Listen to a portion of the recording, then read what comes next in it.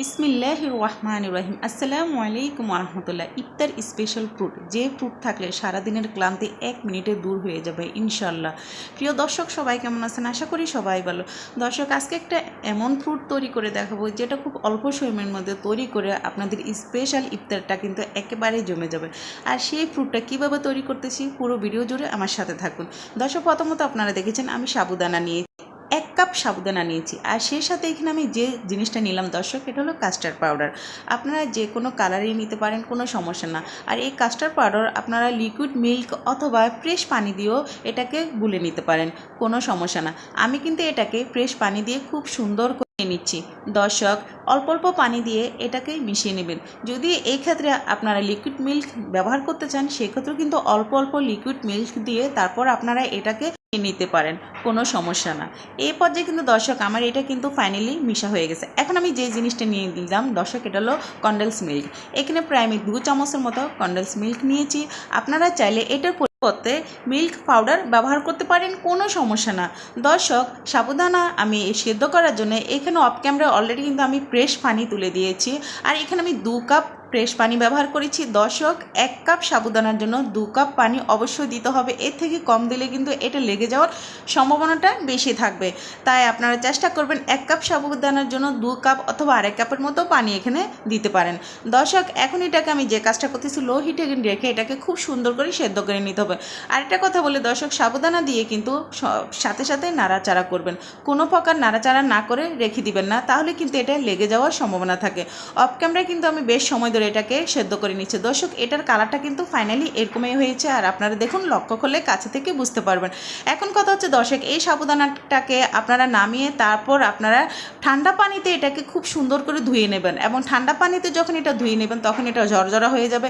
দর্শক, অবশ্যই কিন্তু এটাকে নামিয়ে সাথে সাথে পানি দিয়ে ধুতে হবে, না হলে কিন্তু এটা দলা দলা ভাপ হয়ে যাবে।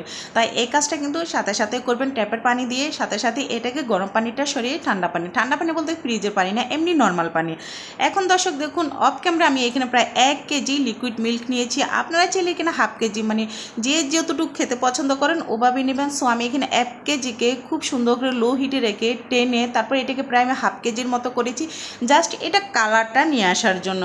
আপনারা চাইলে কিন্তু মানে লো হিটে না রেখে প্লাস অল্প জাল দিয়েও এটাকে নামিয়ে নিতে পারেন।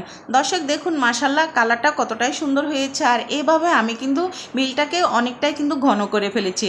আর ঘন করার পর তারপর আমার যে কাজটা করতে হবে, আমি যে এখানে কাস্টার্ড পাউডারটা মিশিয়ে নিয়েছিলাম এটা কিন্তু চামচের সাহায্যে অল্প অল্প করে মিশাবেন, যাতে কোনো প্রকার দলা পাকিয়ে না যায়। তাই এই জিনিসটা লক্ষ্য রেখে তারপর আপনারা এটাকে মিশাবেন। দর্শক, আমি আবার বলি, এখানে যে কোনো কালারই আপনারা ব্যবহার করতে পারেন, কোনো সমস্যা না। আর এই পর্যায়ে কিন্তু চামচের সাহায্যে সাথে সাথে এটাকে খুব সুন্দর করে মিশাবেন। আর এটা যে এতটাই মজার হয়, এতটাই ইয়াম্মি হয়, জাস্ট বাচ্চা থেকে শুরু করে সবাই কিন্তু পছন্দ করবে এবং সবার ইফতারটা কিন্তু জমে যাবে। আসলে সারাদিন রোজা রাখার পর আমরা কিন্তু অনেকটাই ক্লান্তি থাকি। আমি মনে করব এইরকম একটা ফ্রুট যদি আমাদের ডাইনিংয়ে থাকে, সো আমাদের ইফতারটা কিন্তু আলহামদুলিল্লাহ একদমই জমে যাবে। আমরা প্রত্যেকে কিন্তু ইফতারের সময় এরকম একটু ফ্রুটস খেতে পছন্দই করি। সো দর্শক, এখন যে কাজটা করেছি আমি কনডেন্স মিল্ক ব্যবহার করেছি। দর্শক, এখানে কিন্তু আপনারা পাউডার দুধটাও ব্যবহার করবেন। আমি বলে দিচ্ছি, পাউডার দুধটা যখন আপনারা এখানে দিবেন তখন সাথে সাথে কিন্তু চামচের সাহায্যে অনবরত নাড়াচাড়া করতে হবে, না হলে কিন্তু এটা দলা দলা ভাব থেকে যাবে। আর দলা দলা ভাব থাকলে কিন্তু ফ্রুটটা একদমই ভালো লাগবে না। তাই চেষ্টা করবেন যখনই পাউডারটা ব্যবহার করবেন তখনই কিন্তু চামচ দিয়ে নাড়বেন, কেননা অনেক সময় কিন্তু কনডেন্স মিল্ক আমাদের হাতের কাছে নাও থাকতে পারে। সেই পর্যায়ে অনেকের প্রশ্ন থাকতে পারে যে আমরা কী ব্যবহার করব। অবশ্যই দর্শক, আপনারা মিল্ক পাউডারটা ব্যবহার করতে পারেন। ফাইনালি দর্শক দেখুন, এটার কালারটা কতটাই সুন্দর হয়েছে এবং কতটাই ঘনত্ব হয়েছে। এরকম যখন ঘনত্ব হয়ে যাবে দর্শক, আপনারা যে কাজটা করতে হবে, এটাকে নামিয়ে একটা বাটিতে সার্ভ করে তারপর এটাকে ঠান্ডা করে নিতে হবে। অবশ্যই কিন্তু এই মিল্কটা কিন্তু একদমই ঠান্ডা হতে হবে, গরম অবস্থায় এখানে কোনো কিছুই মেশানো যাবে না। দর্শক, পুরো ভিডিওর জন্য আমার সাথে থাকুন এবং কি কি জিনিস এখানে আমি মেশাচ্ছি এবং এটা মেশানোর পর যে এটা কতটা লোভনীয় এবং ইয়াম্মি হয়েছে, জাস্ট আপনারা শুধু দেখতে থাকুন। দর্শক দেখুন ফাইনালি আমি লোকটা আপনার দেখাচ্ছি, এটা কিন্তু এরকমই কালার হয়েছে। আর এটা প্রায় 1 ঘন্টা যাবত আমি এটাকে ঠান্ডায় রেখে তারপর কিন্তু আমি এখানে যে কাজটা করেছি, এখানে যে সাবুদানাটা এটা এখন আমি আস্তে আস্তে মিশিয়ে নেব। দর্শক এটা কিন্তু কোনো প্রকার ফ্রিজে রাখার দরকার নেই, এমনি পাকার বাতাসে অথবা এমনি রেখে দিলে কিন্তু খুব সুন্দরভাবে কিন্তু মিল্কটা ঠান্ডা হয়ে যায়। আমি সাবুদানাটা কিন্তু অফ ক্যামেরা সবগুলো দিয়ে দিচ্ছি। আর দেখুন দর্শক চামচের সাহায্যে কিন্তু অফ ক্যামেরা খুব ভালোভাবে মিশিয়ে নিচ্ছি।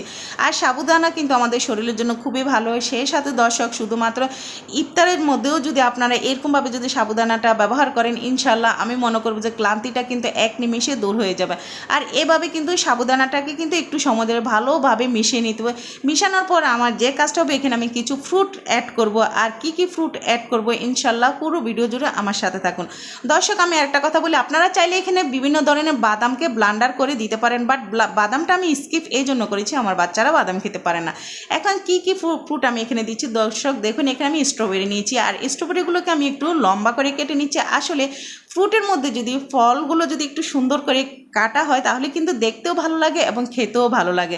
সো দর্শক কিন্তু আমি এভাবে কেটে নিচ্ছি, আপনারা চাইলে এটাকে ছোটো ছোটো টুকরা করে নিতে পারেন অথবা এটাকে 4 টুকরো করে নিতে পারেন, কোনো সমস্যা না। সবাই সবার পছন্দ অনুযায়ী কিন্তু ফ্রুট কাটতে পারেন। আর ফাইনালি কিন্তু আমি স্ট্রবেরিগুলো এভাবে কেটে নিয়েছি। আর এখন যে ফ্রুটটা নিলাম এটা হলো পেঁপে। দর্শক যারা যারা পেঁপে খেতে পছন্দ করে না তারা কিন্তু পেঁপেটা স্কিপ করে এখানে কলাটাও দিতে পারেন, কেননা এই ফ্রুটের সাথে কিন্তু কলা জাস্ট ওয়াও অনেকটাই মজা লাগে। তাই এখানে আমি পেঁপেটা দিয়েছি জাস্ট কালারের জন্য, কেননা পেঁপের কালারটা কিন্তু অনেকটাই সুন্দর, আর দেখতে কিন্তু অনেকটা আমের মতো লাগে, তাই এখানে আমি পেঁপেটা দিলাম।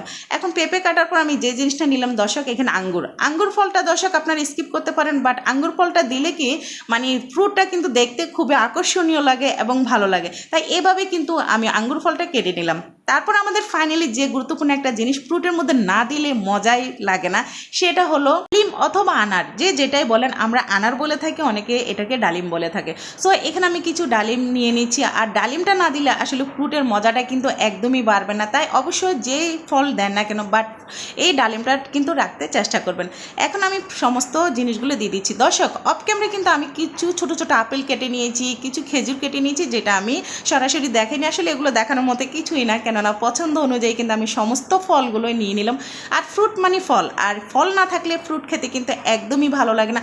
আলাদা আলাদা করে কোনো কিছু টেবিল না সাজিয়ে আমি মনে করবো শুধু এক বাটিতে যদি এরকম একটা ফ্রুট থাকে, আপনাদের কিন্তু কাজকর্মটাই কমে যাবে, অনেকটা কষ্টই কমে যাবে, ধোয়াপালাটাও কমে যাবে এবং তৃপ্তি অনুযায়ী কিন্তু আমরা এই ফ্রুটটা খেতে পারবো। দর্শক ফাইনালি লোকটা আমি আপনাদের দেখাচ্ছি, কেমন হয়েছে অবশ্যই আমাকে কমেন্টের মধ্যে জানাবেন। আরেকটা কথা বলি দর্শক, আমি কিন্তু সার্ভ করে দেখাচ্ছি না, যেহেতু এটা ইফতারের সময় খাওয়া হবে। আর এই অবস্থা আমি যে কাজটা করবো দর্শক, আমি এটাকে কিন্তু একটু ফ্রিজে রেখে দেবো। ফ্রিজে রাখার পর আসলে যখন আপনারা ইফতারের সময় এটা নামিয়ে নেবেন, জাস্ট ওয়াও, মানে এটা জমে যাবে। এত মজার একটা খাবার যে অন্য কোনো কিছু কিন্তু আপনাদের খেতে একদমই ভালো লাগবে না। প্রতিদিন ইফতারের টেবিলে কিন্তু এই জিনিসটাই খেতে আপনাদের ভালো লাগবে। দর্শক আমার এই রেসিপিটা কেমন হয়েছে সেটা আমাকে অবশ্যই জানাবেন। যদি ভালো লেগে থাকে তাহলে কিন্তু অবশ্যই শেয়ার করে দিবেন, কেননা আপনাদের একটা শেয়ার আমার অসংখ্য আপু এবং ভাইদের মাঝে কিন্তু এই ছোট্ট ভিডিওটা পৌঁছে যাবে। সব রকমের ফল যদি না থাকে, জাস্ট কয়েকটা ফল দিয়েও কিন্তু আপনারা এই ফ্রুটটা তৈরি করে খেতে পারেন। আজকের মতো দর্শক আমি এখানেই বিদায় নিচ্ছি। সবাই ভালো থাকবেন, সুস্থ থাকবেন, আল্লাহ হাফেজ।